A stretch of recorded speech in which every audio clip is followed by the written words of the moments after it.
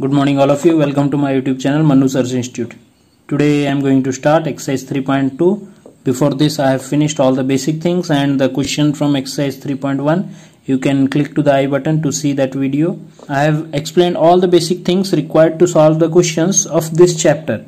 So the first question of the exercise, it is given that find the answer of each of the following questions. There are some questions given in the first number and we have to give its answer. So in the first bit it is given, what is the name of horizontal and the vertical lines drawn to determine the situation of any point in the Cartesian plane. Okay, so we have to give the answer that what is the name of the horizontal and vertical lines of the Cartesian plane. So I will just draw a Cartesian plane here so that you will be able to understand.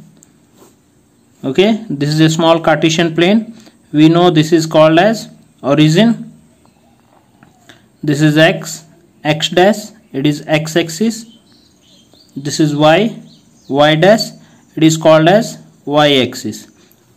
As you can clearly see here, in the Cartesian plane the horizontal line is called as x axis and the vertical line is called as the y axis. So we can write the answer as the name of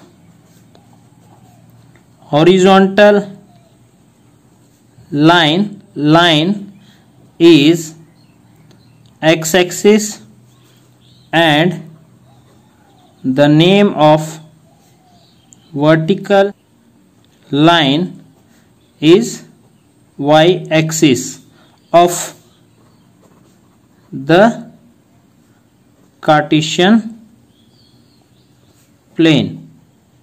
Okay, so the name of the horizontal line is x axis and the name of the vertical line is y axis of the Cartesian plane. This is now second bit. In the second bit, question is given, what is the name of each portion of the plane formed by these two lines. Okay, so we have to tell the name of these portion formed by these two lines. Okay, when we are intersecting two number lines, that is x axis and y axis, what are the portions we are getting? So already I have explained you, this is called as first quadrant, this is called as second quadrant, this is called as third quadrant, and this is called as fourth quadrant. So the names of the portion formed by these two lines are quadrant. Okay, so we can write the answer. The name of each portion of the plane formed by these two lines are called as quadrants. Okay, that is 1/4 part of plane. Okay, 1/4 part of plane. These quadrants are called as 1/4 part of the plane. Okay, now third bit. In the third bit, question is given, write the name of the point where these two lines intersect each other. Okay, so we have to write the name of that point where these two lines intersect. That means they are intersecting at point O. So the name of this point we have to write down. As already I told you, the name of this point is origin. That's why it is denoted as O. So the answer will be the name of the point where these two lines intersect each other is known as origin. Okay, denoted by O. It is called as origin. Okay, as we know, when both the lines intersect, that intersecting point is called as origin. Okay, in the question number 2, it is given, from the figure write the following.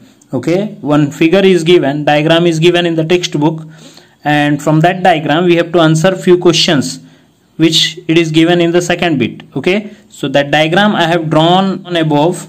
Okay, you can see here This is the figure it is given in the textbook. So I have drawn it here so that it will be easier to explain.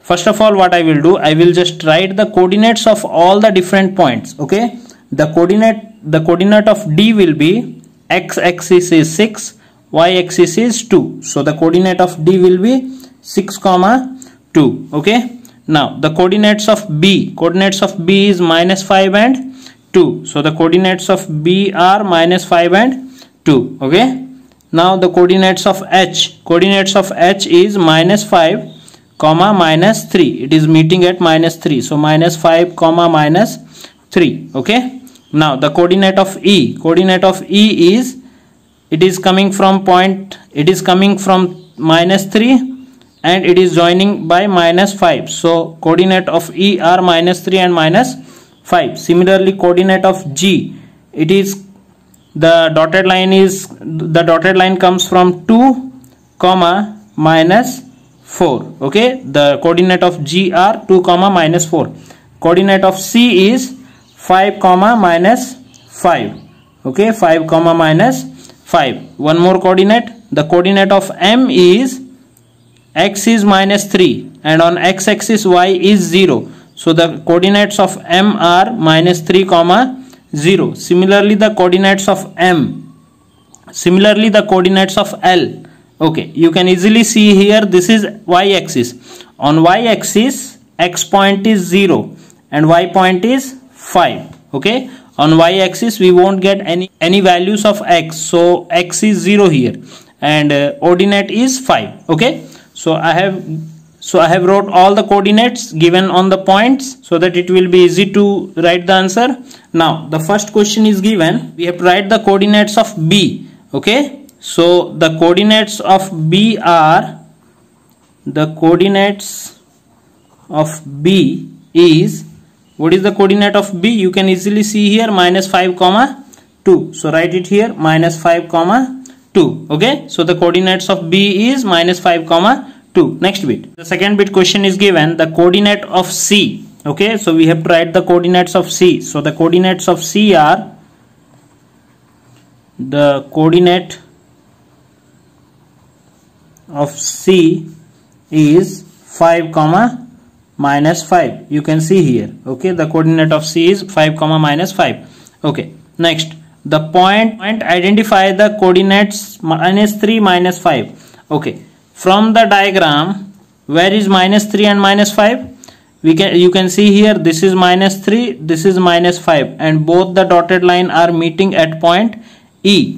Okay, so the point identified by the coordinates -3 and -5 is E. Okay, E is the answer for third bit. The point identified by the coordinates -3 and -5 is E. Okay, next bit, the point identified by the coordinates 2, -4. The points identified by the coordinates 2, -4. You can see here, x-axis 2 is here, y-axis -4 is joining here. So G is the answer. Okay, point identified 2, -4 is G. Okay, 2, -4 is G. Okay, next bit, the abscissa of the point D. The abscissa D is, abscissa means x point, ordinate means y point. So the abscissa of point D is 6. Only we have to write the x point, we no need of writing y point. So the abscissa of D is 6. Okay, next bit, sixth bit, the ordinate of point H. The ordinate of point H is, ordinate means y point, ordinate of point H is -5 is abscissa, -3 is ordinate. So the ordinate of point H is -3. The coordinates of the point L. The coordinates of the point L is, the coordinates of the point L is 0, -5. Okay, the coordinates of point L is 0, 5. Okay, the last bit, the coordinate of the point M. The coordinate the point M is, the coordinate of the point M is minus 3 comma 0. Okay, minus 3 comma 0. Okay, so I hope you might have understood this question. So in the textbook this figure is given. First of all, you write the coordinates in the textbook's figure. Okay, in the textbook where the figure is given, first of all you write their coordinates. Okay, so that it will be easier to write the answer. It first of all write the coordinates in the textbook, then try to solve the question. Okay, so I hope you might have understood whatever I have explained. If you have any queries, you can ask me in my comment box. Thank you all of you.